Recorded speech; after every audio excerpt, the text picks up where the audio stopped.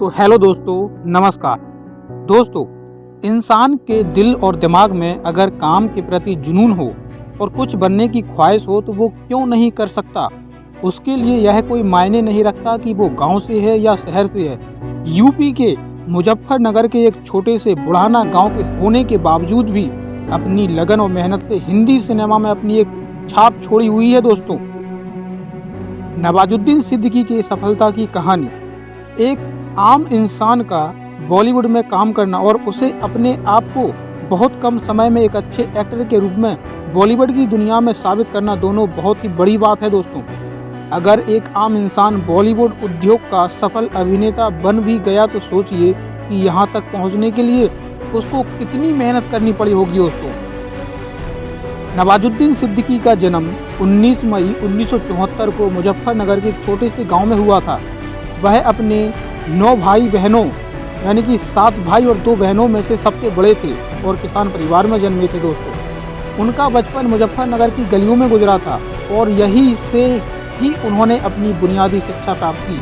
फिर आगे की पढ़ाई के लिए वह हरिद्वार गए और वहां से नवाजुद्दीन सिद्दीकी ने गुरुकुल कांगरी विश्वविद्यालय से बैचलर ऑफ साइंस में केमिस्ट्री की डिग्री प्राप्त की।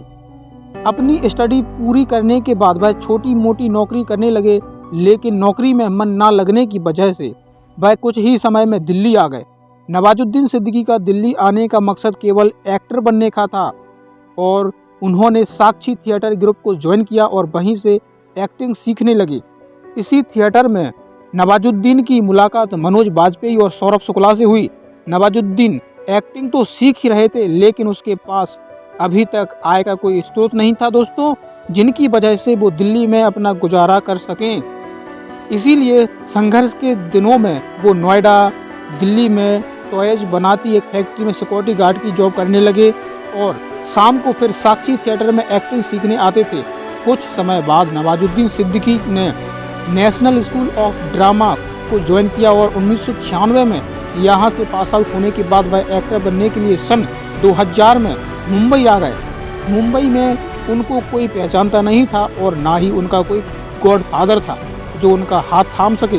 मुंबई की माया नगरी में काफ़ी ठोकरें खाने के बाद नवाजुद्दीन को एहसास हो गया था कि यह सफ़र इतना आसान नहीं है जितना वो सोचा करते थे।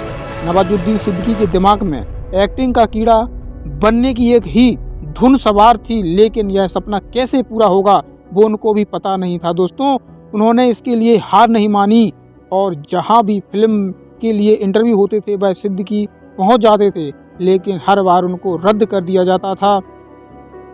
नवाजुद्दीन सिद्दीकी बार बार फेल हो चुके थे। दोस्तों, और वह अब गांव भी नहीं आ जा सकते थे, क्योंकि वापस गांव चले जाते तो गांव वालों के ताने भी सुनने पड़ते।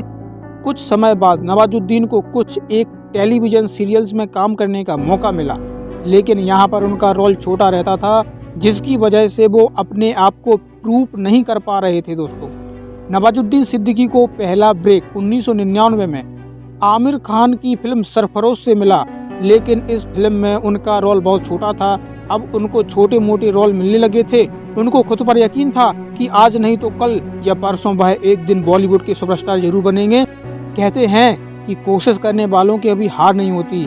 अगर आप कोशिश करोगे तो आपको सफलता अवश्य मिलेगी। दोस्तों, सन 2010 में नवाजुद्दीन सिद्दीकी के लिए बेस्ट टर्निंग पॉइंट रहा। उनको 2010 में पीपली लाइव फिल्म के लिए पत्रकार के रोल में सिलेक्ट किया गया, जो उनके लिए बहुत बड़ी बात थी, क्योंकि अब लोग उनको पहचानने लगे थे। उसके बाद उनको gangs of Wasseypur part 1 film से असली पहचान मिली, जो 2012 में रिलीज हुई। एक ड्रामा फिल्म थी। उस फिल्म में उनकी एक्टिंग को काफ़ी लोगों ने सहारा दिया। दोस्तों, उसके बाद उन्होंने काफ़ी फिल्में की, जैसे द लखनऊ, बदलापुर, किक, बजरंगी भाईजान, ट्रिकली अली, रमन राघव। आज बॉलीवुड से लेकर हॉलीवुड तक उनके काम की प्रशंसा की जाती है। दोस्तों, अगर आप भी अपनी करियर लाइफ में लगातार फेल होते हो तो आपको नवाजुद्दीन सिद्दीकी से ज़रूर सीखना चाहिए। तो अभी तक के लिए इतना ही। दोस्तों, मिलते हैं नेक्स्ट वीडियो में ऐसे ही किसी शख्स की संघर्ष की कहानी को लेकर। अगर वीडियो अच्छी लगी हो तो वीडियो को लाइक करना और चैनल को सब्सक्राइब करना। धन्यवाद दोस्तों।